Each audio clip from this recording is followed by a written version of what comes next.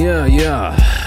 Yeah, yeah. Oh, Yeah, yeah, yeah, yeah, yeah, yeah, yeah. Anyway, What's good? We had a What are you drinking? Spindrift? yeah, the fancy seltzer. Spindrift? You don't like Spindrift? I never heard of Spindrift in my life. It tastes like actual fruit. It's a little warm. You want a sip? Do you have an extra Spindrift? Oh, this No, is a it's fresh, the fresh only copy one I got. of Spindrift. Okay. Do you believe in cooties? No. Okay, cool. Do you believe in herpes? Because I have that. Well, fuck. Sorry, Andrea. I'm sorry. I don't believe in cooties, but herpes, that's like, that's Bigfoot versus the Loch Ness Monster. Definitely, I agree. That's aliens versus Bigfoot. Can't, yeah. When the guy from, what was it, History Channel? Is it Aliens? Ancient aliens? Ancient Aliens. Yeah, The guy fucking yeah. did the hand thing with the fucking poofy hair. You believe there's aliens? Yeah, definitely. You think you think people have contact with them? Oh, yeah, of course. I do all the time. Do it all the fucking time, bro. Speaking of fucking, I'm an alien, bro. Because I don't know if I believe in aliens. I believe they're there, but I don't believe we've had contact with them. No, realistically though, You're an alien because you have the green shirt. You look like the dude from fucking Buzz Light from fucking Toy Story. You know the little aliens. Shout out Unitary, man. He got me these like sample copies of shirts for the merch that we never ordered, and this was actually $4 for like a big batch of these shirts. So I'll take it. Yeah, no, aliens. I think Area 51 was too big of a cover up to like not really be real, and especially like Bob Lazar and like his studies, all that stuff. Like I definitely believe in aliens, 100%. There's no doubt about it. You know about that stuff, right? Like Bob Lazar. Yeah, 100%. Yeah. I feel like this is going to be a very different podcast than the first one we recorded. Absolutely. We did 2.5 hours midday, pretty Yep. sober. I thought he had dosed me on mushrooms for the first The hour mushroom of the tea. podcast. Yeah, that was good stuff. That was good stuff. Yeah, no, this is definitely a different vibe. Like, But this I is- also didn't know you as well. Like, I hadn't even listened to your album yet. well, now you have. Yeah, What do we you think of the sat there album? right after, and like I listened to it intently, and it was amazing. And it's funny, now you. I go back and I listen to stuff you've produced, and I listen to it completely differently Oh, that's now cool, that man. I heard that. And I've That's been listening fucking to it a fire. lot. Like, I've been going back, and I really, really enjoy it. What songs have you heard that like you think reflect what you've heard on the solo project as more? Like, Well, what- it's very funny. see it? It's like hearing the Kevlar Soul, Mhm. hearing that, it was very emotional, and I got what you were trying to do with the music. And then when you told me that Skrillex was your favorite artist, Yes, one of them. For one sure. of them, those two things made me go back and shit. What's that? That new song that just dropped? What, like today? Happened in Hollywood, or the new Token song? A Salt Shaker. Yeah, but Yeah, that was the new something one. in Hollywood. Yeah, that was a couple weeks ago now. Oh, But really? the Okay. Salt Shaker just dropped. That actually did way better too. So what's interesting about that beat on Salt Shaker? You heard that, right? Yeah. Mm-hmm. Dude. I thought that the other one dropped first, though. Oh, that's all dropped- right. So I sampled a scream of like, it was some random Instagram clip from my friend. It was his friend act like a fucking idiot. He was like, yeah, yeah. It was fucking crazy, bro. And I sampled that and it sounded crazy. So, and then I took that beat, I sent it to Token. This is like April 2021. And he loved it. And at the time he's like, oh, you know, I'm going to rap on this. Took a year, came around, we did the song. He's like, I need to drop this next. I'm like, and I vouch for the beat. He's like, what beat do you think I should pick? I'm like, what about that beat that a year ago you said you wanted to hop on, you never did? You know, with the weird scream. with the weird fucking scream. you Well, know? actually, I'm happy you told that story, because that goes to, you were telling me the process of making Kevlar Soul, and you were saying like you recorded a song like laying on the ground, Yeah. panicking, like you just are making music from whatever in your life is happening. Yeah, I was having a full blown anxiety attack, panic attack. I actually just had one today. I'm like flexing it. I'm like flexing the panic attacks, dude. You know, dude, we try to. You got to hide be these panic open attacks. about no You gotta be 100. open about it, dude. I had a full blown panic attack. Me and my fiance. What the fuck am I saying? I don't know why I'm saying that. Sorry, I'm thinking of last year with a beat, and I'm like fiance. No, my wife. Me and my wife Andrea. She's over on the bed right now. I don't know if you can see the webcam at all. If you want to say hi at all, roll over. It's like, there you are. You're in Oh, the there. frame Oh now. shit! Right there. There's Andrea right there. So that's Andrea, my wife. Now, I was thinking of last year. I was like, oh, that was my fiance, my wife. We went to Storyland today, and I had a full blown fucking panic attack, and it was bad. The sun just like ate away at my soul, and I just felt like I couldn't breathe. I felt like I was having a heart attack, and it wasn't. I was just freaking the fuck out for no reason, and I had to leave. So this whole Kevlar Soul project, like there was a lot of times during that project I was having full-blown panic attacks. My dad was going through heart disease surgery and, you know, all that shit. And I was dealing with a bunch of health issues myself. And a lot of the music I make, that's why it has a little bit of tension and release, is because it cures the anxiety inside my soul that I feel. It's almost like therapeutic for me on like a soulful scale, you know? Yeah.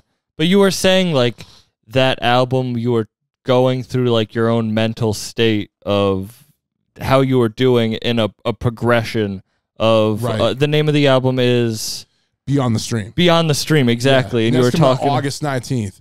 So this is probably gonna be showing after that, but August 19th is the day it released. I fucked up though, because my boy Clancy, I produced his whole entire album, and that's releasing the same exact day. So I'm gonna be promoting my shit while he's promoting his shit.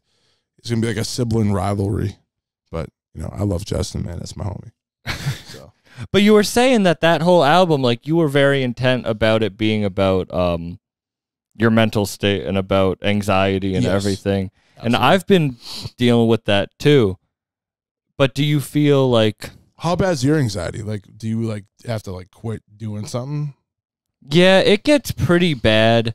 It gets pretty bad, but I feel like I just force myself to keep going. And that's weird with the podcast then, because then there's episodes you can tell where I'm just like anxious as fuck. So you've had an anxiety attack during a podcast? Oh, 100%. What was the most anxious podcast you've been on? Oh my God, this dude, Pockets Graham is his name. It sounds like shout out. I'll get anxiety too, just off that. Shout out Pockets. He's a good dude, but he was on acid and I was on mushrooms, and he just wanted to make it a bad podcast. Like he wouldn't answer any of my questions. Oh no. And I was tripping, and I literally like almost ended the podcast. And then my producer was like, "No, like finish it." I'm like, turn the camera off. Like I'm done. Don't quit. And then we just kept going. Wow. So that was interesting right there. So have you done that much? Have you like tripped during a podcast? Are you tripping maybe right like now? No. You wanted me to break some micro doses. I low-key wanted this motherfucker to do a microdose. I was gonna make a mushroom tea last time it came up. And by the way, we had a full fucking podcast before this that we recorded for like 2.5 hours, and all the audio got fucking trashed. So thank this motherfucker for not having an audio guy. I don't have an audio guy. I show up and do this shit myself. Yeah, he's solo dolo, man. He fucked the whole thing up, man. So you're solo dolo. Nah, shut up, bucked up, man. You do everything solo dolo yourself. I do, but I don't fuck up the audio. Never? You've never fucked up a session? Wait, when have I fucked anything up? Hey, if you're gonna talk, you're gonna get on the podcast. Do you have an extra mic? Yeah, I have an extra mic. I was talking into my soda. Can we run a mic like over there, just on the bed, just in case she wants to chime in? Yeah, I can do that. Yeah, let's do it. All right. So my fiance. No. We're gonna lay where you are. No, that's gonna be more of a vibe. Actually, if anything, maybe we could do half the podcast. We could take the camera, put it on the ceiling somehow. Oh, we can't mount it. There's no way. Damn it. Oh fuck. Dude, imagine if you did a podcast and we were laying on the bed together, like on each side of the bed, and just like looking. Joan Rivers had that, where she interviewed people in bed with her. What? Like she would lay in bed and they get in bed next to her, and then she'd interview them. Dude, your boy Chris Tash, he did that. He saw. Well, he didn't do that, but you and Chris were Joan Rivers, bro. Oh, he got in bed with Joan Rivers? Yeah, well, knowing him, man, he probably did. How did you guys meet? Shout out Chris Tash. Shout out Chris Tash, man. I met him through a balcony at my apartment when I was 16, and he was rapping downstairs, and my friend Mike was there, and he saw him. He was like, dude, like, my buddy can fucking make crazy music. You should make music with him. And then, yeah. And you know what's funny about Chris Tash is that without him, man, a lot of this probably wouldn't have happened, because he instilled in me a lot of the beliefs and the hustle and the drive that he had and early on that made me even have fucking confidence to do the shit I do. Because I grew up being this shy fucking kid that was kind of a loser. I got picked on.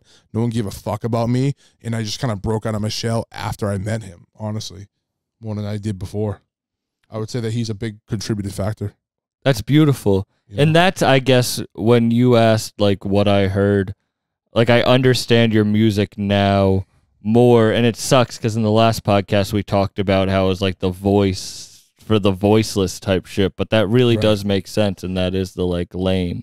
Absolutely, yeah. Because there are a lot of shy motherfuckers. Like, absolutely, you got to be the voice for the unspoken for. That's why I always say to everyone, you know, is because that's the biggest acts. If you look at any of the musical acts you follow that are like the biggest people, they're the voice for the unspoken for. Like, recently I've been getting into like Joji, you know Joji, like Glimpse of Us, like he's doing the Billy Joel thing.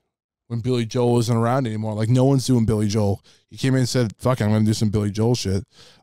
Difference is, I don't know if you saw the music video for that video. It was actually fascinating. It was like some crazy, like Pink Guy, Filthy Frank shit on the video on this like sad ballad song, you know? So I think like history always repeats itself. The voice for the unspoken for can't get repeated in history. It just depends on how you do it. It has to be new, it has to be refreshing. And I think anyone can come in and dominate using that formula, because, you know, people, you know, if they grow up with their parents listening to this type of music or type of culture or video reference, whatever, and it kind of dissipates over the next generation, you can dominate that, take over that, and then do it your own way, you know? So who was that artist for you? I'm trying to think. There's so many different, like, who was that artist for me? Not a singular artist. I mean, I can even look at like some like Post Malone when he first came out. Like no one was like him at all. You know, this overweight kind of chubby dude, face tats, white dude doing like rock with hip hop. Like no one was doing that. He was a voice for the unspoken for, you know. That was just one I came up at the top of my head. But a lot of the people I work with, I try to instill that. You know, when I work with Joyner Lucas, he was doing the storytelling rap when no one had that before that, besides like Immortal Technique. And Immortal Technique never broke the mainstream chasm of like, you know, having Chris Brown reach out to us and stuff. So I think there was a time and a calling for that to be a thing that broke through, was a voice of the unspoken for. Because at the time, everyone was making club records, all these records that weren't as deep at all, and being able to do that and execute that kind of story and narrative, it's a voice for the unspoken for. Same thing with like Token, you know, that's another guy I work with. Token was like doing what Eminem could do at the age of fucking 45, at the age of 13, and do it on an exceptional level, and also providing, like, I provide musical artist kind of like things in the production with like weird distortion and mixolydian scales, industrial kind of sounds, that mixed with the Eminem thing, you mash that together. No one's doing that. So you not only are the voice for the unspoken for, you also are doing something completely new. So I am a firm believer in that anyone that's successful in music, especially, if you're the voice in the unspoken for, as long as you have a good skill set, you will kill it. And even if you don't, you can be whack, you could still fucking kill it because you are the voice of the unspoken for, you know? Yeah, I just saw, I was just at JID's album release party in New York. That's cool. And I feel like he fits that. And what's that song that you and Ronnie J produced, right? So, Boom with, yeah, it was Boom with Token and Jid. And Ronnie J produced it. I added a little production to it. The politics of the game goes, someone like Ronnie J, I'm probably going to take the back seat with all the, oh yeah, Knox did it too. But I added some production to that as well. Good record. Yeah, that came out like last year. We worked on it for about 2 years now. That originally was like a TikTok thing that Token did with Angry Reacts from TikTok. And he peeled off Angry Reacts first and then ended up doing Jid on there. Why didn't you ever push being like the artist till now, like the rapper? I think because in the era I grew up in, because I'm 34 at this current time, when I grew up, it was all gangster rap. It was like you had to be gangster, hood certified, all that shit. And I never had that, you know. I was born and raised in the suburbs. I was never like that at all. And over time, it just became like you can do whatever the fuck you want in hip hop. But when I grew up, unfortunately, it was just a different time. I think, I say it all the time, I think I was born in the wrong generation, you know, because I think this generation is way more acceptive of being unique. You can do whatever the fuck you want. Look at Saucy Santana. You have someone like Saucy Santana coming out fucking in 2005, 2006, they'd be fucking laughed off the fucking stage. You know, F-bombs going down. You know, people be talking mad shit. Nowadays, no. Saucy Santana. You wish you were younger? Is that what you're saying? I don't think I wish I was younger. I think my experience and my knowledge and my maturity has escalated me mentally to be able to understand the climate of what's going on and how things are going, and be able to apply it. Me as an artist, potentially, but I also think there's a market for someone that's older. And this is something we talked about last podcast with the being older and being able to do music. I think that's an untapped market. I mean, you have Jay-Z dropping records past 50. You have Eminem almost dropping records at 50. Granted, they have huge track records before that, you know, but Jay-Z didn't really take off until he was 26. You know what I mean? And you know, I took off technically when I was 27, 28 through Joyner's work, you know, so I should be able to be an artist and do my thing and be 34 and say, fuck it. Because the thing is, I think artistically I'm doing shit that no one's doing. So who gives a fuck what age I am? It doesn't matter, you know, because I work with some kids that are like really young and they get so wrapped up. And I know, you know what it's like, man, being that fucking 16-year-old kid. You got something going on. You're creative, like some of your older peers, like, oh, man, you're great. And then you look at someone that's older that's doing it. You're like, ah, fuck that guy. He's older. You know what? Y'all are wrong, man. Y'all got a fucking twister. You don't understand the game yet because people can be hip. Look at Gary Vaynerchuk, man. That guy's fucking in his mid-40s to 50s, and he's been killing it on the business, TikTok, Instagram, Snapchat. He's predicting all the new social media trends, all the new NFT markets, whatever's coming out. And he's, you know, over the hill, as you would say, but just because it's not music. If he was a rapper, you'd be like, oh, fuck this guy. He has gray hair. Like, I think that's fucked up. I don't think that's right. I think anyone, if you're doing art that can apply to the culture of what's going in the youth, you can be older and apply to the youth. You can speak to the youth, but just because you have a couple gray hairs and you're a little older, I mean, I don't have any gray hairs, but still, I'm 34. Like, who gives a fuck? I think I sound fresher than fucking 13, 14-year-old kids that I hear. Some Sweden kid that uses loops in his beats. I don't fucking care. You know, I build everything from scratch, proudly. Don't you think that people will then look at younger artists the same way, though? Is this kid's fucking 15? Why the fuck would I listen to what he has to say? I was that kid at one time, and I was 16. I was in a group called AWOL, shout out Chris Tash again, and I remember there was older people that'd be like, oh, your shit's incredible, but then low-key, they would snub me. You know, they wouldn't give me the credit. Oh, he's some young kid. He doesn't know what he's talking about. You know, he's not using an MPC at the time. All these motherfuckers have to use hardware. You had to use a motif, MPC, all that shit. I was on a fucking computer doing this shit. No one was doing that shit besides like 9th Wonder, 2003, Black Album. You know what I'm saying? This is like 2004, 2005, 2006. This is right after that shit. At the time, no one was doing that shit. You know what I'm saying? So people were looking at me like, yo, this kid doesn't know what the fuck he's doing. He's on a fucking computer. Fuck that shit. And it took you 10 years to then, in your mind, you say, get recognition. Acclimate. Yeah, for sure. You know, like I was 17 when I first started with AWOL thing, really. You know, 27 is when I took off with Joyner. Ross Capacchione, the video. I think we talked about the last podcast. We'll cover it again. But that was the first like real success I seen off some music I did. I mixed that record for him and I added some like additional production.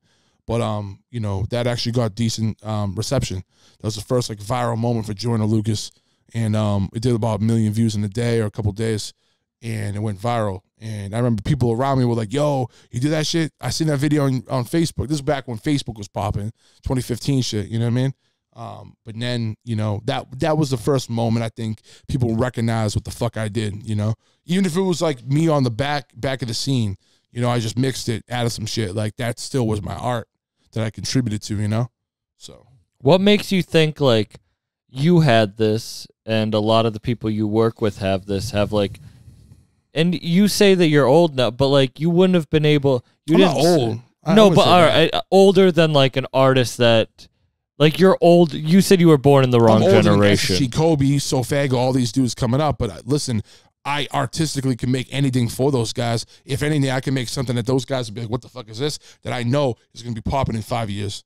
You know what I mean? I've always been that. But you were also 16 in AWOL. Like, absolutely. You were that. Absolutely. Like, yep. And that's what I mean. What makes you think people, like, there's certain people that just want it young, that are hungry.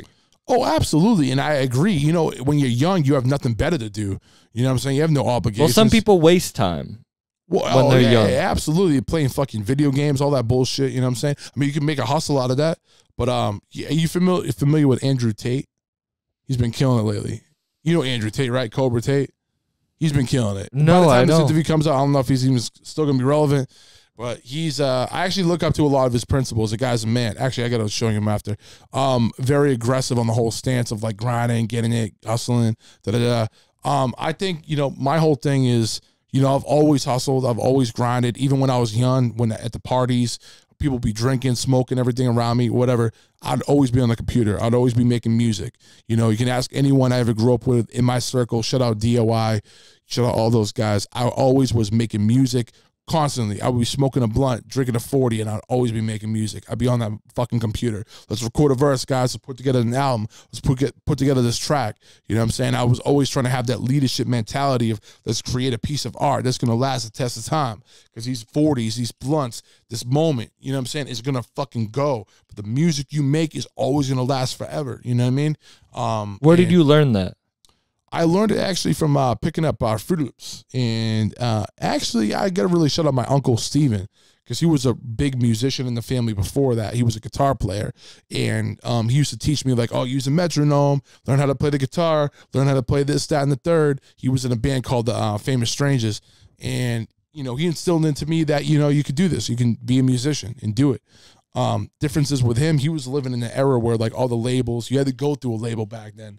You know what I mean? 70s, 80s, you had to be on a label, you had to get signed so they can buy the studio time at some expensive studio running fucking 8-track tapes, whatever the fuck it was. You know what I'm saying? He wasn't blessed to be around the time we are now. We could just do whatever. You know what I'm saying? We can record this goddamn podcast and it can go viral. You know what I mean? So it's, you know what I mean? Like, that's the difference. Like, I believe in generational shifts that we're more blessed now than we ever have been. However, it's more saturating than we ever have been. That's why I always pride myself in trying to make music that is more cutting edge, more forward thinking, and more different than anyone else. I don't give a fuck if it's completely fucking different, doing some weird ass shit. Like I'm out of key. I'm doing some shit that's not even in time. Like I don't you give said a that fuck. on a song on You know? Kevlar Soul. You were doing everything your mind told you to do, the opposite you were doing. Exactly. There was a song called Summer Rain on the project where when I created that track, I literally started out with the noise from a synth. There was some insane, like, buzzy fucking noise. And me and Kyle, my boy Kyle that's in Kevlar Soul with me, were looking at each other like, yo, this sounds like shit, but let's use it. You know what I mean? So, like, we would just use that and we'd start adding some more sounds, like, pick the worst sound. Okay, we're going to use that. Pick the worst vocal performance. Use that. Chop up that performance into a weird off time signature. Use that. This big wheel of, like, creativity just keeps spinning around until you have a finished product. And you realize you're supposed to go right the whole time when you're creating. Oh, you're going to make that good vocal performance, that good beat. We just went left the whole time. And guess what? You still end up in the same fucking center that you would when you go right. You know what I'm saying? So that's what I've been on with that shit lately. I don't give a fuck. I'm throwing all the rules out the window lately because I don't give a fuck, man. I don't get nominated for no fucking awards out here. You know what I'm saying? I'm fucking multi-platinum gold fucking RIA certified motherfucker that's so in the cut. A lot of people don't even know who the fuck I am, but the publishing's checks say different. My whole thing is I'm always trying to break rules, man. But do you want to be known? Like, there's a reason you live up in New Hampshire and, like, stay low key and you don't post crazy on Instagram. Like, I'm starting to get into that. I took the whole, like, being cryptic, being mystique, all that shit. You know what I mean? I don't want to be Q Beatz. Shout out Q Beatz. I don't want to be this hidden dude. I don't want to even be Max Martin. If you look at Max Martin, he doesn't have a social media. The guy's a fucking legend. He's made more hits than anyone else in the past fucking half a century. You know what I'm saying? But I want people to understand who the fuck I am. You know what I'm saying? Because I think what I do is worthy of a conversation. I think what I contribute is worthy of a conversation. And I think it needs to be known what I do is that shit that I think is going to pave a path for the next generations. I want to create sounds. I want to create textures, movements, even ideologies that can translate into further generations, because what we're supposed to do while we're alive is create something that's going to last into the next generations, period. Because if you don't do that shit, what the fuck are you doing? You know what I'm saying? You don't think you've done that already, though? Because I could... Kind of. Because look at what you were saying, like Joyner did with the storytelling. Yeah. And then look at, like, what Webby's doing now. He's killing it right now. It's funny because, like, a lot of people... And that like, show just got canceled. Like, which one? The like promoter canceled his show. Oh, the because Atlanta of the one. Yeah. Yeah, because the thing is, the paradigm of society right now is anchored off of a bunch of financial institutions and asset management companies that own every single goddamn major company that you watch it through. If you're watching this through Twitch, if you're watching this through YouTube, that is owned by a major asset management company. Those companies have what's called ESG scores. If you break those scores, those companies get their funding pulled from the companies. So then they start losing funding. That's why Netflix started tanking. You know what I'm saying? So if you don't follow their social scores of, okay, you're going to show more Asian people, you're going to show more gay people, you're going to show this, that, and the third, which I understand can be a good thing. But when you're forcing that paradigm, like it has to be something that everyone fucking follows, yes, that can be broken. You know what I'm saying? So my whole thing is when I make art, I want to break that shit. You know what I'm saying? So when me and Webby made Raw Thoughts 5, we talked about the vaccines. How like, yo, this is actually killing some people. My dad got a fucking booster shot. He had 4 fucking heart attacks after that shit. That is some real shit, bro. He had fucking 4 fucking heart attacks, bro. I had to watch him get carried out of a fucking stretcher out of my fucking crib 2 weeks after he got the shot. Now, was it because of the shot? Maybe it was, maybe it wasn't, but I think it's kind of a fucking strange coincidence that it takes 2 fucking weeks for that shit to kick in, and all of a sudden he has fucking 4 heart attacks in a row. And then because of that song... That song was a way of venting that. You know what I mean? That happened actually before his whole thing. My whole stance on the vaccine program and all that shit. Listen, you get your shot, you don't get your shot, all good, all love. I have nothing against anyone that wants to do whatever the fuck they want to do. But I don't believe in government telling me what the fuck I got to do. I don't believe in someone that doesn't give a fuck about me, that doesn't care about me and my family or anything, telling me what the fuck to do, man. You know what I'm saying? I don't think that's right. And then because of that, it goes back to the show getting canceled. It becomes then privatized. I guarantee you that guy that canceled the fucking show was bought and paid for. He had funding coming in from some fucking ESG score motherfucking company, some asset management company. Oh, it doesn't follow the narrative. I don't want to lose my job. Boom. He starts slandering him, man. And that's what I'm saying. It's like Netflix with comedy. Netflix used Dave to... Chappelle's special, especially. Yeah, and it's crazy they let him say that because Andrew Schultz was just talking about how Netflix told him he had to pull some jokes from his special, and Netflix was known about not telling you to do anything. Right. And now they're like, oh, you can't tell certain jokes. Because they're going to lose the ESG scores. BlackRock pulled in funding into Netflix years ago. And as soon as you don't follow what they want, and listen, to be on the other side of the fence, if I was on BlackRock, if I was on Vanguard, State Street, whatever the fuck it is, Fidelity, whatever, I would understand. I would understand, because at that point, that is your company that you invested into.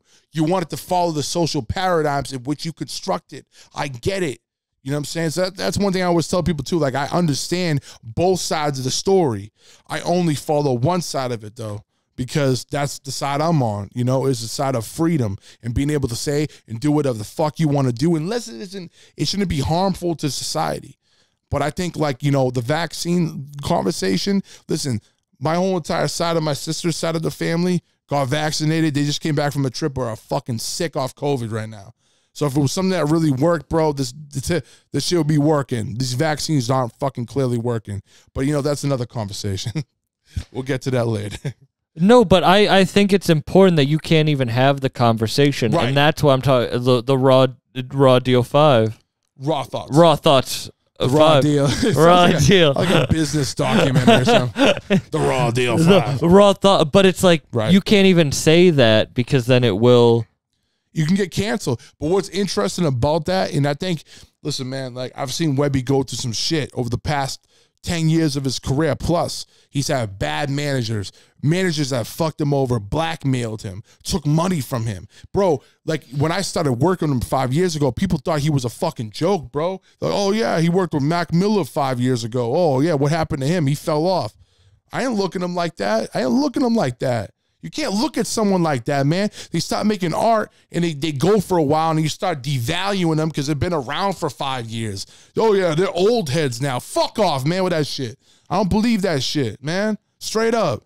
Age is age, whatever, man. If you put in our fucking art and it makes sense, it clicks, it does something, go fucking pay attention to that shit. If Willie Nelson dropped something tomorrow and it made sense and it was popping and it worked, fucking give him the credit. Doesn't matter if it's fucking Willie Nelson, he's 80s or 70s, whatever fuck, how old he is. It doesn't matter, man. So Webby was kind of he was around for a while. I hopped in the mix, and then we started doing the Raw Thought series. And from there, I've kind of helped cultivate some of it with him. You know, he writes most of it, but sometimes I'll give him a line here and there. Just kind of give him some ideas. You know, he runs with it. He makes it all work.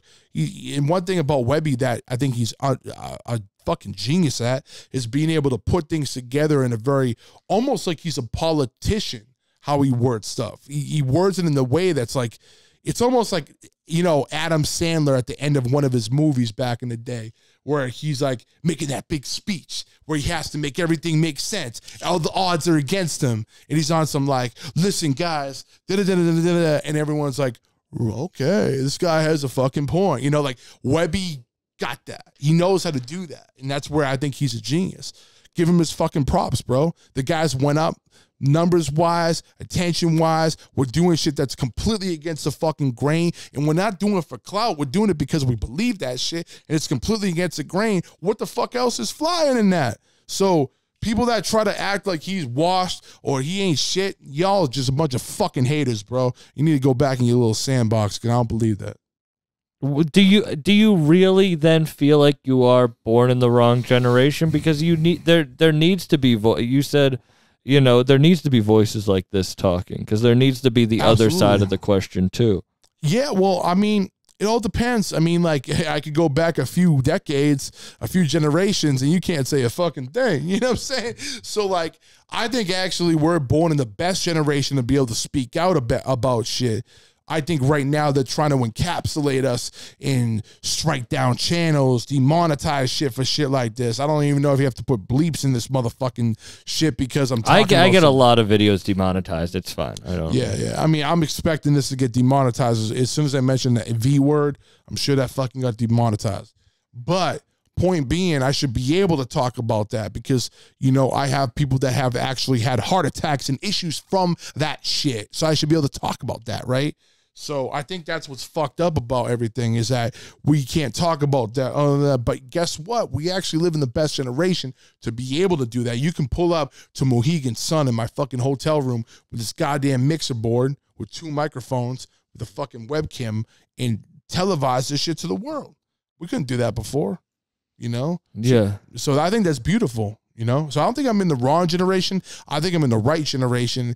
It's just they're trying to make it the wrong generation. They're trying to control that shit. Do you think we're on a downward swing or an upward swing? Definitely downward, but I think we're swinging up hard enough where it's going to reverse. It might take the power grid shutting down. It might take shit hitting the fan. It might take the monetary system collapsing, but I think it will be good. I have this thing where it's like if the world... Like, are we really that important right now in time that we're the people that destroy the world? I don't think we're destroying the world. I mean, the people that are alive on Earth at this moment, we're the ones that are so important that destroy the Earth. Like, well, I think we've been getting destroyed for a while, but I think, yeah, I think it's going to be happening sometime soon. If there's going to be a giant cataclysmic event of some sort that affects either our monetary system, our entire grid infrastructure, et cetera, et cetera. I think we are in the precipice of that happening within the scope of this generation to either my daughter's kids' generation. I would give it about a 1 to 3 generation gap. I think. What's the point in creating then? The point of that happening? No, creating like art, like not like the point of creating being art a is full that it doomsday prepper. Oh yeah, dude, the whole doomsday prepper, you know, that's just something that I think everyone should be able to prepare. Everyone should be able to plant their own garden. Everyone should be able to stock their guns, get their shit together. You know, just at least have it for a rainy day. You know what I'm saying? But I think art transcends all of that. I think you can listen back to something 200-300 years, just like we listen back to the, you know, it's funny because I talked to some people in the industry about this, is that the first Billboard chart and shit was actually Patriot songs. Back in the day, it was like Yankee Doodle and shit like that. Like that was the hits back then. That was, yo, it's crazy. Imagine bro. putting that on at a party and being like, this shit slaps. Yankee Doodle, this shit's crazy. Bro, like that was That's what a was banger. smacking. It was a banger, bro. That shit worked. You know, that was the rebellious voice in the time of war and turmoil. We could lose lose most music, and then just old music's the only thing alive because that's the only like non-digital music. And that's why I firmly believe, like, this is why I fuck with Webby hard, because he gets vinyls of everything he does. He does vinyls and physical copies, and he still does the optical discs. I think that's the wave. I think being able to have something offside of the grid is the wave. Because, dude, Spotify could shut down tomorrow. All their fucking service can get hacked. Who knows what's going to happen? We put too much trust in all these companies that hold all of the fucking data. Way too much trust. It's crazy. Like even today, I use an app called Expensify for all my tax write-offs. I couldn't even log in that shit. I couldn't even figure out my login. All of a sudden I couldn't find any of my receipts I was recording for the last year. That's my tax write-offs. Do you think this shit is going away? Like, I feel like there's two schools of thought where it's like, we will have this shit forever or it all goes away. I think something will always last forever. Like, are we going to be 95? Like, look at this memory from 60 years ago on Facebook. It's like the lady in Titanic. You know, the old lady. But it's true. Like, yeah. Is that what it's going to be? Or is that social media done? Like, I think there's going to be fragments of it left. I don't think it's going to be as intact as we think it's going to be. I think we, again, hold way too much trust. Are you sleeping over there? Okay, you definitely look like you're sleeping. I've had people fall asleep in the background of the podcast before. Really? Mm-hmm. Can you come over here and sleep on the couch? Okay. That's my fiance. Why I keep saying fiance?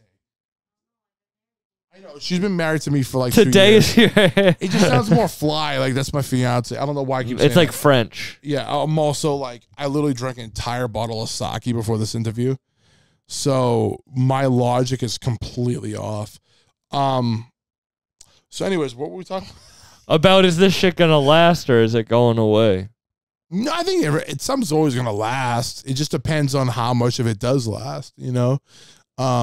That's it. I think there's always going to be something that lasts. I think the things that make the biggest watermark of society in artistic integration is what's going to last. But yeah, dude, all this shit's going to get deleted. Look at what happened with fucking MySpace, bro. You ever try to log back in your old ass MySpace back in the day? I never had a MySpace. Well, I did. And you log in there, none of your old pictures are there. None of the old music that you uploaded is there. Nothing's there. The entire profile you have was probably deleted. If you had one, gone. And I uploaded so much shit on there. You know, like, what if I actually relied on that? You know what I mean? I think we put too much, we relied too much on these fucking companies of people that we don't even know, trusting to own all our content, digital content.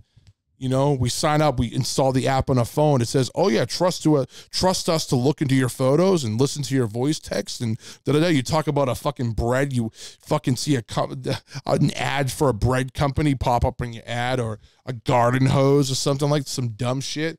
You know, it's funny because I had a guy working on my septic tank the other day, and I remember just mentioning the word septic tank around my phone. all the videos I saw, this wasn't even ads, bro. It was like videos on my feed of like guys in septic tanks pumping shit. Dead ass, bro. I'm like, dude, I would They're never like, this is a look at big this. septic guy over here. He loves it. Bro, they're like, Nothing listening to excites this everything. guy like shit.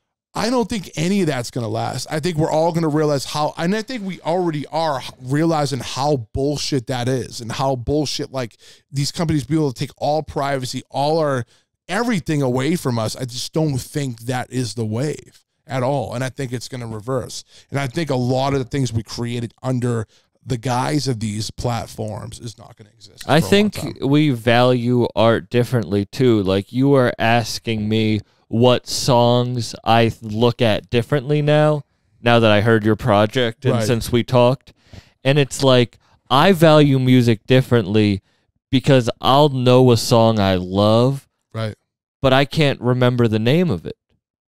That's not how my mind works, because there's so much stuff that it's like, I love it, but I couldn't like, before I could name you the song, like when there were CDs, I could name you the song, the number it was on the track list, all of it, and I don't have that anymore. Because our attention spans are so fucking fried. I don't know if you've seen the studies. We have, us as human beings in general, have a shorter attention span than the goddamn housefly. Housefly is like 9 seconds. We're like 7 seconds in shortening every time. And there's a reason why. This shit, man. This is it. You know what I mean? We've never been through something like this our whole entire lives. And this just came out. This iPhone came out in 2007. So as of this interview, that was 15 years ago. That's not even a full like fifth of a century. You know what I'm saying? Like that's not like a generation yet. You know what I mean? We're raising children around iPads, iPhones, this, that, and not knowing the long-term repercussion of it. I know relatives, nieces that are Zoomers that can't even hold the fucking attention past one sentence. You say, hey, how's it going? They're like,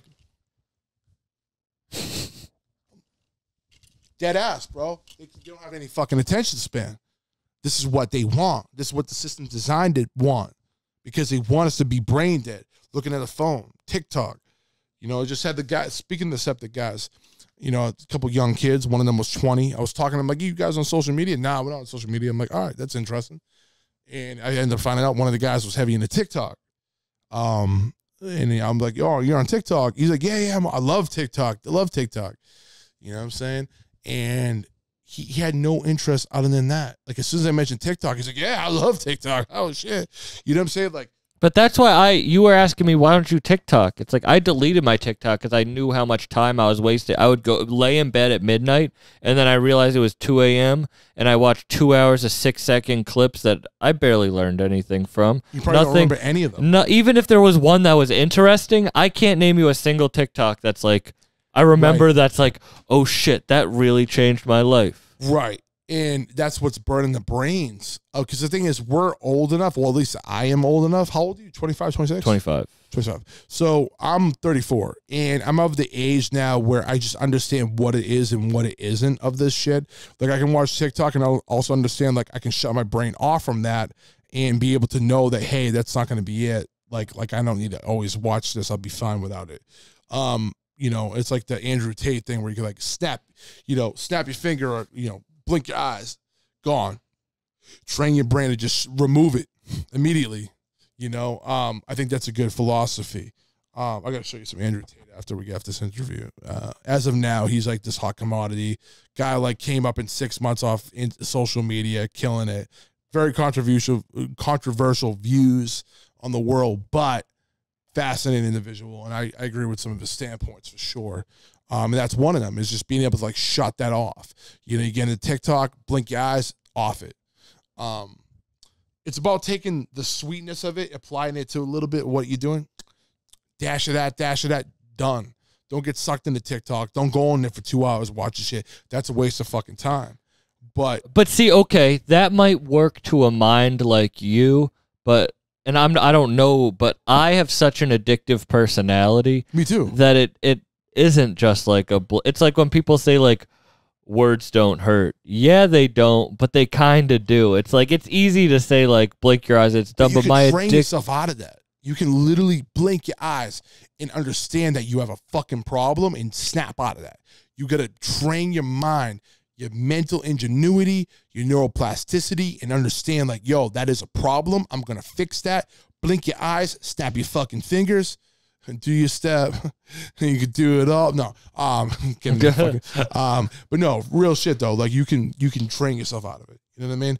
I'm a firm believer in that. And some things are harder than others. Like I have chronic anxiety. Like I was saying earlier, like I had a major anxiety at the park today. I couldn't even continue going to the park with my daughter and my wife because I overheated. I had too much anxiety. How do you deal with it afterwards? Like how do you get out of a...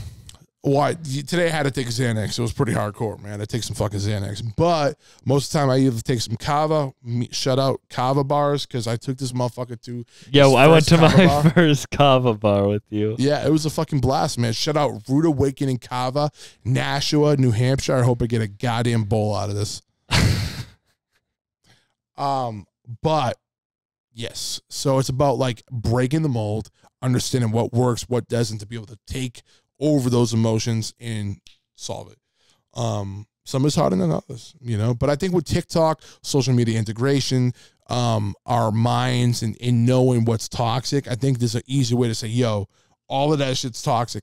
It's as easy as just holding down the button, deleting the app if you don't want it, bringing it back on when you're ready. But I think it's about being able to engage in it for what you need. So with you have a podcast, you want to get it out there. You should be focusing on those apps as a vehicle and a vessel to get your message out there. That's it. Fuck everything else. Maybe watch 2 seconds of it, get off it, you know? And that's what it is. That's what I've trained my brain lately too, man. But yeah, it took years and years of me like scrolling fucking emptily through my social media feeds. And by the end of it, you just want to kill yourself. You're like, oh my God, all these people are so happy. All airbrushed chicks and fucking dudes that fucking have a million different sports cars, probably all rented, probably all fake. All those girls probably got fucking plastic surgery, probably all bullshit. But we're sitting there like, oh my God, this is great. You know, I think a lot of people that are woke to that shit understand what I'm talking about already, but that's what it is. And you just train your brain to get out of that, snap your finger, close your eyes. But that goes back to what we're talking about with like the corporations owning everything. Because if you then want to grow, you kind of have to play the game. You do. And that's what I'm saying. Like with social media, like I know how I look on social media versus who I really am. You do a pretty good job, by the way. Thank you very much. Your Facebook especially. You do kind of have like a boomerish approach because your Facebook has a very like wholesome edge. I feel like I'm a wholesome guy. That's good though. That's good though. Facebook's good for that still. Even though I don't fuck with Facebook, it's just so out of date to me. It's just an older tech. But people do say that I'm like boomerish on Facebook, but I am honored to be in any situation I am in. Right. In social media, when I'm writing a post, I don't want to be like, look at how big my dick is. I want to be like, I'm honored to be in this position. Right. Because I am honored to be in this position. Like, even, dude, it's so funny because, you know, I was nervous in the beginning of our first podcast, and then we hung out the whole day, but I was still nervous in the beginning of this podcast. Like, I'm honored to be in any situation I'm in because this shit's wild. And if I didn't make a couple decisions, my life would have been a completely different trajectory.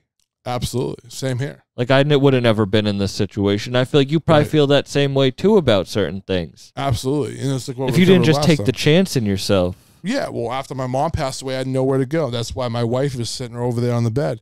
You know, I had nowhere to go. She ended up getting me a place with her up in an apartment in New Hampshire. I had nowhere to go. I would have been homeless. At the time, I was maybe making a couple $100 off music a month. See me turn into that from, you know, to fucking at least 5 figures a month plus. It's definitely plus. I mean, there's been times I've netted fucking, you know, 6 figures a month. And that's just off of music. And you were almost you were homeless. I was almost homeless. And I think it all comes off of the back of that, where it's like, you know, I passionately channel my energy into whatever. Isn't it crazy that people will see you in that moment and not support you, but now they'll hear that and they'll be like, it's so cool you went through that to get to this place. What's even crazier is that there's going to be people that are going to watch this and just hear the monetary figure I just talked about and then give me props that have been withholding those props, even though they've seen my success and what I've done to get hundreds of millions of views on my work and probably over 1 billion streams on my work. And then they don't care about any of that. But as soon as they mention any type of monetary figure, they'd hit me up and be like, dude, you're killing it right now, bro. Well, I saw that podcast. It was great, bro. Like, I fucking hate that shit. Then why do you need an award? From well, because that's not monetary. That's more like you recognize me a little bit. But again, what am I trying to get recognized from? Some fucking guy I don't even know that runs a fucking show politically tied in with a bunch of fucking producers they manage that have no fucking RIA certified anything? Fuck out of here, man. You know what I'm saying? So I hope you know, and I hope people listening know that I knuckled you in that moment. One, because you knuckled me about when you said the monetary. That's not a kinky, man. I fisted you on the podcast. There you go, bro. But I said that because it's hope for people that they can be making. Some people make no money, but making a couple $100 a month off of the art, being homeless to dope. That point, to that you can actually be happy and have like a real life around art. Even making a fucking dollar is dope, dude. I still get like every once in a while, I'll sell some shit for like $20, some stupid shit like a lease beat on Beatz. Like I don't post a lot of shit, and I still get happy. Even I hit up my I keep saying fiance. I don't know why I keep saying fiance. Why the fuck am I saying fiance? She's my wife. God damn it. So I tell my wife, I'll be like, oh, I just got a $20 sale. I still think that's amazing. Like the fact that like I could just be sitting there and get a $20 sale on some old lease from 5 years ago. Like that's fire to me. Like even if it's $1, like I don't give a fuck. I value everything. Like even the Kevlar Soul project, like I was telling you about, like we're starting from the ground up. We released our first song called The Numbers Are Lying. There's a reason I called it that shit, because the numbers are fucking lying, bro. The music's way too fucking good to get 100 views. But because people are so shallow and people are so fucking idiotic, they're gonna look at it and be like, oh, it's only 100 views. Like, this shit's whack. Like, fuck out of here. First off, you're not built to even appreciate the fucking art I'm putting out there, so go fuck yourself. And secondly, man, that's just the beginning, baby. We went from like 8 monthly listeners to like 30 in a fucking week, and that alone made me so happy. And I work with artists with 9 million monthlies. You know what I'm saying? Even more than that. That's beautiful. Like, so, yeah, like, I think that's still beautiful, even 1 monthly. You put words to a feeling that I have had. Like people will ask me about the podcast, and what they ask me is, who have you had on that I know? Which is like, who gives a fuck? You know me. You know me. I'm doing the podcast. Who gives a fuck about the list? Like, people cloud chase way too much. And the thing is, they don't understand how important you are. You have no idea. Like, so many people reach out to me like, yo, how do I get to Beat the Token? Like, some idiot fucking producer, some jackass hits me up. How do I get to Beat the Token? Joiner, whoever. Just asking me like I'm some vehicle or vessel to get your fucking placement on. When you don't even realize, you can just text them 2 seconds and be like, yo, here's this beat. Get to know me, motherfucker. Say, what's up? How you doing? Elevator speech at least, bro. Say some shit. Some consideration, bro. The fuck? I'm sure you've had some people that have hit you up, be like, how do I get to Conway? Or West Side, or one of those Griselda dudes. Like, that's not it. It's like, yo, meet me. There was I hate talking shit about people on the podcast, but this story's really important. I don't mind. There was a comedian who loved Griselda. Before I worked with them, we would talk about Griselda all the time. That was what we talked about. Then I started like meeting them and hanging out with them. And the first day I posted a picture with them, he wrote some shit about my podcast on Facebook. Like, he didn't say "bucked up podcast," but it was that. And I'm like, if you you just got, like, we were cool before. Like, you just got jealous. Like, I'd bring you to a show if you were cool. But, like, because you had to get this, like, he got and I didn't, so fuck him mentality, you ruined it for yourself. That's the making those decisions. You can make those decisions, jealous decisions, and your life will be ruined because you'll be a jealous prick for the rest of your life. That just put a stain so much on your soul that you're talking about it now. At fucking 11 at night in a hotel in Mohegan Sun. I remember a lot of those things, those slights. Absolutely. That might be, the people who did it might not even remember doing it to me. They matter the most. I'd rather someone tell me, go fuck yourself, than like a slight. Because at least someone that has the confidence to say, yo, I don't fuck with you no more. Go fuck yourself. That takes more balls. That takes more confidence. When you slight me and you say some shit indirectly, that's some more pussy shit. And that shit affects me more. So I'm like, why does he still want to be cool with me? And he throws these little slights out there. You know and that goes back to they just want, like, what you have, when in the end, no one has anything. Like, if you're not that artist, you're not, like, you're not going to help anyone with that. I'm not going to help anyone with anything other than just being myself, because everything I've gotten off of just trying to be right and do my own thing. Never, like, ask no one for nothing, never... I will say this, though. There was like one artist that kept tagging me and Chris Webby and everyone in Chris Webby's team every fucking hour, bro, every day. It was like literally like, I got to show you this, bro. Like a million different tags, 10 different stories, just so many different tags. Bro, eventually, like 2 weeks in, I cracked, bro. I'm like, bro, why the fuck are you doing this, bro? Like, why you keep tagging me on all these stupid posts? Are you rapping? You know, I'm like, you know what? Tell you what. You want to pay me for my studio time? Book a session, motherfucker. I'm going to test you. You have enough, because at that point, you're so consistent, you have enough effort to be able to write a post every single day for weeks straight and not stop without me saying anything back. I don't have to say a goddamn thing. You're hungry. There's a difference. Like, I'm starting to see a hunger now. So then I'll give him a chance. I'll be like, all right, pony up the bread. Pay for a session. You know what I'm saying? And my asking price is not cheap. But if you're that dedicated, you will, because you already know what it is. You know what I mean? So if you're willing to do it, like, bro, I've wasted thousands on beat showcases back in the day, all kinds of shit, paid for play, blah, blah, boom, whatever, blah, blah, blah. Fuck that. You're going to pay. I'll charge you for a session. You want to do it? Let's do it. You know what I'm saying? So I give people a shot sometimes, but it's the people that just make like one slight. Like, how do you send a beat the token? Whoever. Fuck you, motherfucker, bro. Well, I think that's something I'm really going through my mind hard with. You passing my water, babe? Oh, I can grab it. I'm parched. I can hand it. I'm going through, like, do I take money to interview people? Like, that's a question that I ask myself all the fucking time. You take Bitcoin? I have no Bitcoin. Damn. Fucking up. But do I, like, people ask to pay to be on, and it's like, it's a hard thing, because it's, if they have the money and they want to do it, then I get it, but it's also, it ruins your, like, I don't know, for me, it's like, that's an artist I don't fuck with on my show. Yeah, and that just ruins the integrity of what you're trying to do. You know, I asked you to be on the show. You know, you probably knew of some of my work before you even met me through Tash, but then and then you got to know who I was, and you're like, oh, I think he's dope. And then I fucked with you so much, I'm mad that the other but it's like I wanted to hang out. Like, I'm happy we're just got to do over that shit. We're doing it. Sorry, I'm yawning.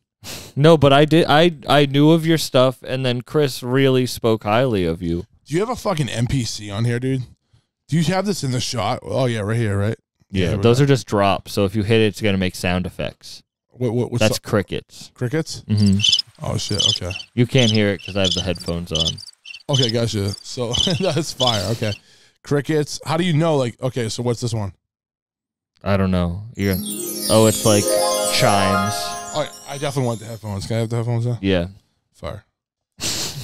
I want to start enabling this like during the fucking interview, bro. This is gonna be sick. Who does this, bro? The guests don't do this shit. I do. No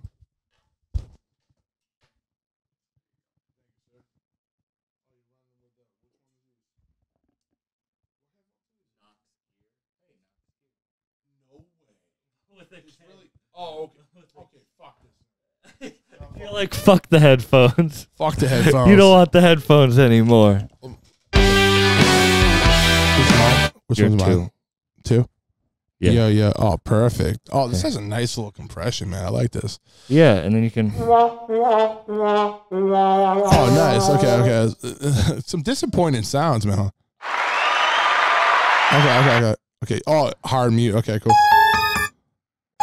I'm like fucking A-rap music over here.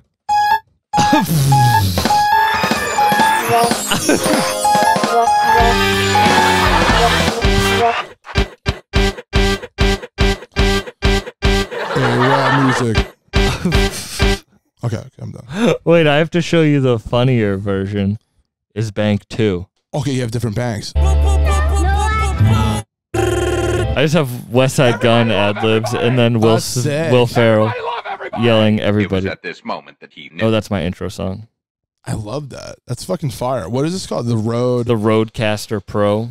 That's sick.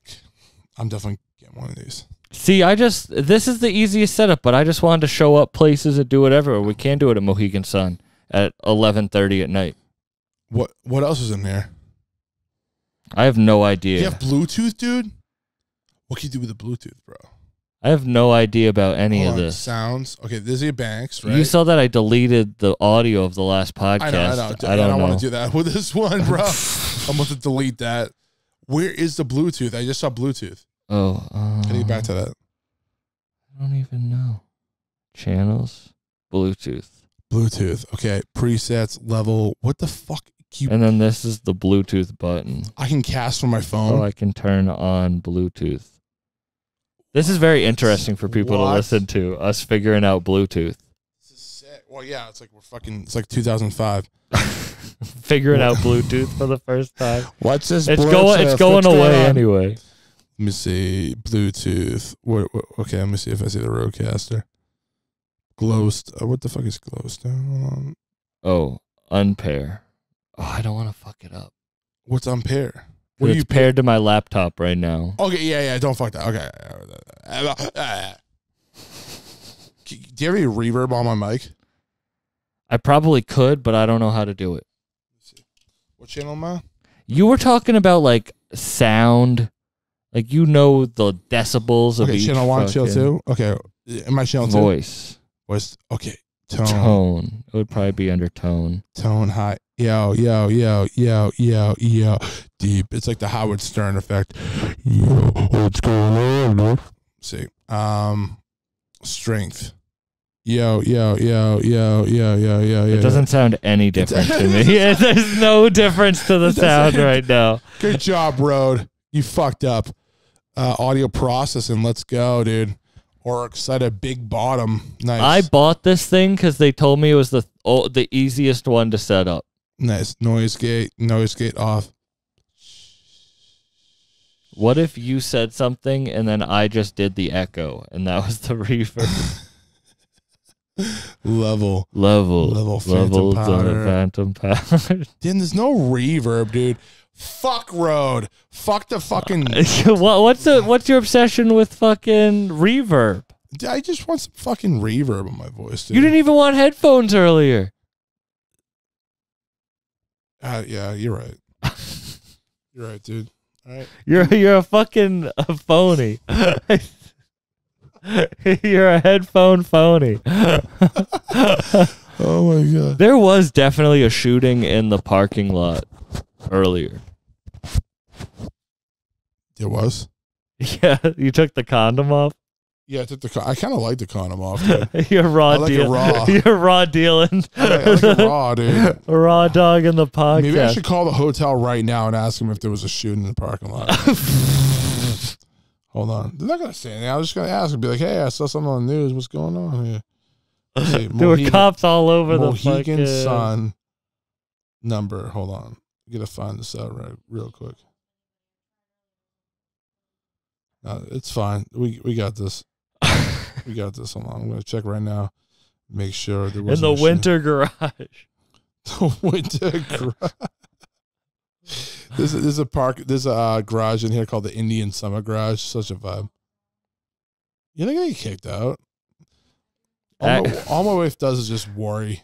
What if they were the sponsor of this podcast, just like how you almost lost my last sponsor on the last podcast? Thank you for calling Mohegan Sun. For your momentum. Thank you for calling Mohegan Sun. Are you? Recorded for quality assurance.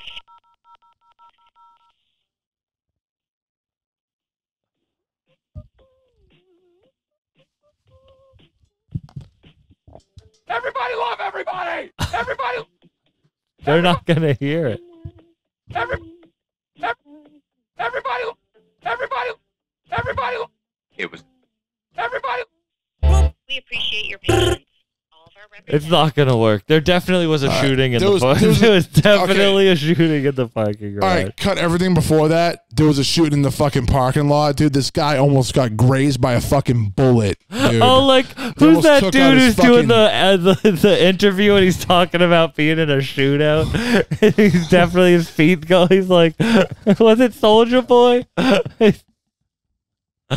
I just create the craziest story before I got up here, but no, there were just cops everywhere, Yeah. and I just bombed in doubt it. Worcester in front of no people.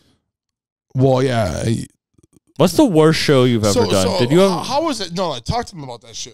How was the show? Like, There what was no happened? one there. So you went to how many people were realistically there? Like no 5 people. one? Were they even into the show? No. Oh my god. Oh my god. So And it's different than what a- do you do in those situations? You just have to make the most of it. Try to make them laugh how they want. Like, most people will just go into their normal material, but I can't do that. Like, no one, I have So to, you like, kind of like improv? yeah, like, I have to make them Okay. laugh for what they want. I have to figure out what they want to, what they Send me find that. funny. I want to hear that one. I didn't record it. Oh, come on, man. Record everything, dude. I should. Record everything. Speaking of that, I'm going to keep recording. this shit on my Do you ever, but it's different. Like, what's the worst show you've ever done? You know what's funny? Back in the day with AWOL, shout out Chris Tash again. We had a show at Great Scots, I think it was, or some dive bar in Boston, and yeah, there was like no one there. Absolutely no one. We were just sitting there performing in front of a bunch of fucking drunkies at the bar, and was not fun. I feel like it's different with music, though. Like, music, you can still go if no one's paying attention. Yeah, I guess. Yeah, it's like a street performer at that point. You know what I mean? Oh, I've had to do comedy on the street in Faneuil Hall. Oh man, God bless you, bro. That was more fun than the show tonight. I like that. I like fucking around with You know people. what's interesting? I used to do I did charity for this company in the street in Boston at one point. And they try to pitch me to like sell like donating to like kids in Africa, that whole thing. And one of the tactics was stand in front of somebody when they're walking down the street. Like just get in front of them, like so be fucking walking down the fucking street, bro. I'd be like, hey, would you like to donate to this company? Oh, that Donate sounds horrible. $5 to this kid in Africa. And dude, everyone just didn't. Bro, I almost got like fucking attacked my first day, and I just quit right on the spot. Just left can't the do that. pamphlets and walked out. Bro, I just couldn't do it. I don't know how people can do that shit. Like, it's just not me at all. You know what I mean? Especially for a company I don't really give a fuck about. Like, I had no values associated with that company. However, they did pay me to train. So I got paid like a good, like, at least $300-400 just to watch a few videos. Oh, that's nice. But you know how people like the tricking with the mixtape on the street, where like they try to give you a mixtape, and then they're like, "All right, that'll be $50. That'll be 20." Oh, It's I like, hate that shit. In LA, that's so apparent. I would rather you slide in my DMs with music than do that. Yeah. That's like old school. It's like, you're going to give me a fucking CD, the optical technology. Get the fuck out of here, dude. You fucking Thomas Edison. Go fuck yourself. This is so out of date, man. You know, I remember being in LA, like they would literally put the CD in my hand and be like looking at it to be like, yeah, you owe me $20 now. I'm like, bro, you are forcing it, dude. Fuck out of here, man. Is there like a different sound quality of vinyl and shit versus like digital? Yeah, of course. Vinyl's just fucking wax with a fucking needle, bro. I don't even think vinyl sounds that great. Yeah, everyone says it sounds better. No, I don't agree. There's a limited fidelity to what's going on. There is some type of analog magic with like it's straight analog from the wax, whatever. You know, you have some frequencies can sound a little smoother through there. You feel like you hear more, but digital is way more pristine. You hear way more shit. I mean, like it's a no brainer at this point in 2022. Whoever's saying that vinyl's better is fucking. It's all placebo, man. Go fuck yourself with your Bowers and Wilkins bullshit. Fucking suck my dick. I don't fuck with that vinyl shit. I want that digital shit, man. Give me that digital shit. That's how everyone's recording this shit. The fuck? You're going to put on vinyl after? You're just degrading the fucking quality. Horse shit. Don't fuck with that. But it's all going to disappear, and then all we'll have left is shitty vinyls. But even that goes to shit after a while. It crackles, pops, it warps. You know, at least with digital. People are so upset at you right now. People love vinyl. I mean, I have vinyls. I I enjoy playing a vinyl. It's definitely a vibe, but the quality. Come on, dude. Whoever's saying the quality's better on vinyl is full of shit. Period. You know how they put the crackling on music now? So I do that all the time. I do it all the time. So it sounds better vinyl. It's no, because you know what it is? Because it trains people's ears and the people that think that vinyl is better. You put a little bit of that crackle in it. Actually, this is a Charlie Puth technique. He does the same shit. You can catch him on YouTube talking about it. He did it with one of his big hits back in the day. You look up one of his tutorials, probably the first one you see on YouTube. He says, "Oh, I put a little bit of vinyl crackle in every single fucking song I do." So, yeah, I do like a little bit of hiss and crackle, but it's just for nostalgic purposes and the fact that people are just so acclimated to it. But digital always sounds better, period. Especially like DSD and high formats. There's nothing that even competes. Besides like the live thing in person, you know? See, my brain doesn't work like that. Like everything sounds the same. Like when you were like, this is this decibel at the show. I was like, everything just kind of, like, I don't think about, like, I went to a venue in Boston, and it was the best sounding show I ever went to, and I had never thought about it before that. It was a Griselda show at Roadrunner in Boston, a new club. I haven't been to Roadrunner. It's like a bigger House of Blues. No shit. House of Blues has a pretty good system, too. A lot of, like, school engineers, like, interns go over there when they're getting into the field. So they have a pretty good sound system. We're Soundbank 2. What? 2? Yeah. Oh, yeah, it's so just sick. It's another West Side Gun ad-lib. Who would you want to work with? Let's see. I'll be down to work with some of these guys. The Griselda. I mean, I've worked with Benny the Butcher with Tokens Project. That was cool. Amsterdam. I produced on that. Out of all those dudes. No, I just mean in music. It doesn't even have to be rap. Right now, I am into who am I into right now? Damn. Just someone like, it's weird because I have such fleeting thoughts about like new artists I listen to where like I just will listen to them real quick and be like, oh yeah, that was cool, and pass on. I mean, right now Steve Lacy has a huge hype going around his shit. He's pretty cool. Oh, I heard his new album was really good. I didn't listen to it though. Yeah, I mean, he's got a cool movement. You know, Tyler the Creator is really co-signing him a lot too. That's like a whole genre that Tyler created. It is. Like Odd Future then just kind of like branched out and took over like a generation of kids who like Zoomies. Yeah, like artistic culture, like very jazz rap oriented. Yeah, definitely. I agree with that for sure. I've never been a huge Tyler fan. I loved Goblin when it dropped, which is weird. Like, I'm one of those people that, like, I love, like, Kendrick's Good Kid, Mad City more. Oh, that's my favorite Kendrick album. Unpopular opinion, but I'm with you. It's his best one, yeah. I'm with you on that. It's like how Born Sinner is J. Cole's best album. But I loved like Tyler the Creator, well, Odd Future's like Goblin album. I love that album. It was just that rawness. It was the first intrinsic energy shift from that culture that they were immersing themselves into. And I think there's nothing that can replicate or do better than that, period. I think once you do that first effort of like, and especially when you first like get through the scene and you're breaking through, it's always the best. And I think after that, if you got really successful, you know, you could do good shit, but it's not quite what you did before. Because you had this certain like the pizzazz to your shit. You had a certain drive, a certain sound, a certain like, yo, I gotta prove myself. Do you think you got to that dragon, or are you still chasing it? I think with some artists I have, like, you know, like Jonas 508 project, Tokens Between Somewhere project, even Webby's like Raw Thoughts series, like in this new era of his shit. Like, I think artists have breakthrough moments that we have to live up to the standards of that. I think with my own shit, the Kevlar Soul brand I'm doing, my own shit, I haven't gone there yet, but I will.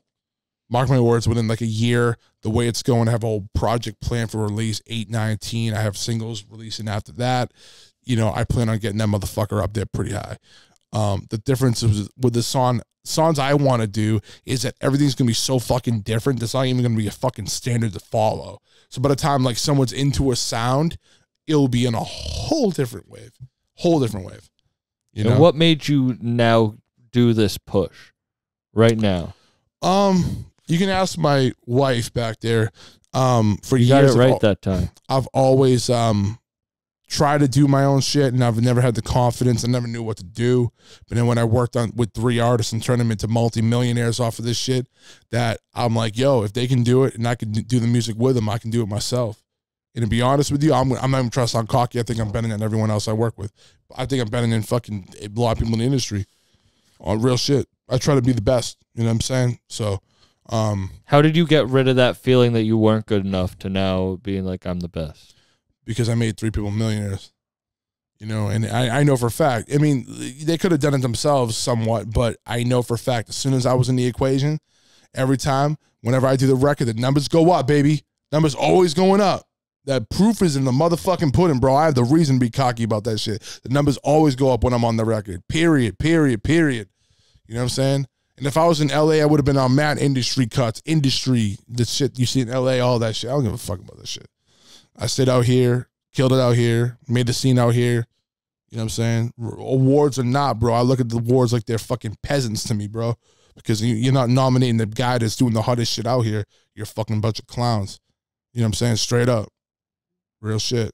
You know, so when it comes down to it, like, I'm just ready. I have the full confidence. I know what my worth is more than ever. And I'm ready to fucking prove it. You know what I'm saying? And that, like, bro, I'm having people that make it hit records hit me up about the fucking song with 150 streams on my Kevlar Soul thing. I didn't even sense anything yet with the new name, whole name. You know what I'm saying? Like, when you have a new name, bro, it's different. You know what I'm saying? It's even like, what was it, PG Lane with Kendrick. Like, that shit didn't take right off. Like, you drop some random shit like PG Lane. What the fuck is PG Lane? Like, you know what I'm saying? Like, shout out to Kendrick and that shit. I think it's just fire. Like, but like, you drop a new thing, bro, a new thing, it's like, you gotta grind that out. It's like fucking Mark Zuckerberg with the Meta shit. Yeah. You know what I'm saying? People don't fuck with that shit. Like, oh, fuck Meta. Like, that's a fucking $1 trillion company, bro. That's a lot of money, bro. That's a lot of push. But motherfuckers like, nah, I don't fuck with Zuckerberg, man. I don't fuck with that motherfucker. You know what I'm saying? And they didn't even know what Meta was. Oh, Facebook? Oh, what's Meta? You fuck with Zuckerberg? I don't fuck with Zuckerberg. I mean, I think he's a genius in his own way, but I think he sold his soul to a bunch of companies that invested into Facebook and Meta, and now he has to have his I call it ESG scores going up. Do you think you have to sell your soul to make it? In certain industries, yes, 100%, 110 fucking percent. And listen, hey, I'm willing to sell out to some things if it makes sense for what I'm willing to sell. But I'll never sell my intrinsic morals and my values, in which I hold deeply. That I've probably gone through some of it earlier in this interview. But, you know, like if Colgate wanted to fucking, or I'm not even gonna say the name, if some type of brand wanted to sponsor me for some shit and it was the right check, I'll take it. But again, I would never sell out my moral values. So if it broke that, I wouldn't do it.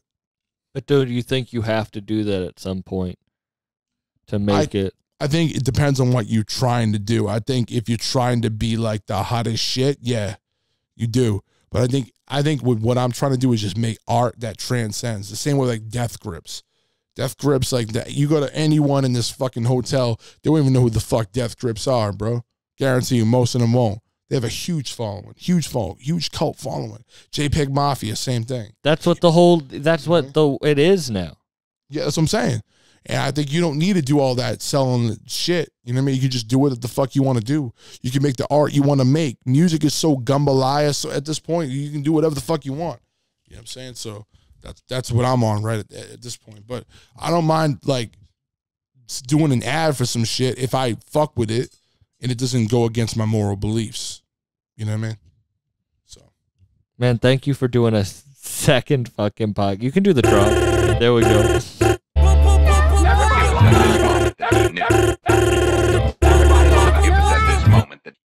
Thank you for doing a late night podcast. It was at this moment that he knew. It was at this moment.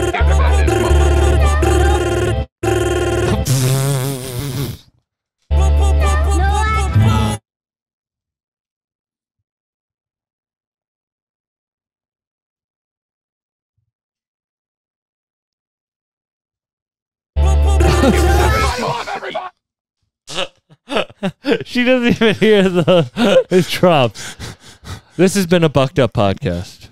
It's been a bucked up one. I will say the first one was a little bit more funny. I think this one was a little bit more cut to the point, though. Yeah. The first one, we're like warming up. This is more like. This is also to the neck. late night. This is really late night. Late night Sam is 11:47. People don't realize my like hours are 10 to 10. Yeah. That's like when I run at my peak performance. Are you gonna hit some slots or no? Yeah, I'll hit some slots. All right, let's go. You All ready right. to do that, babe? Goodbye. Yeah, yeah. Yeah, yeah.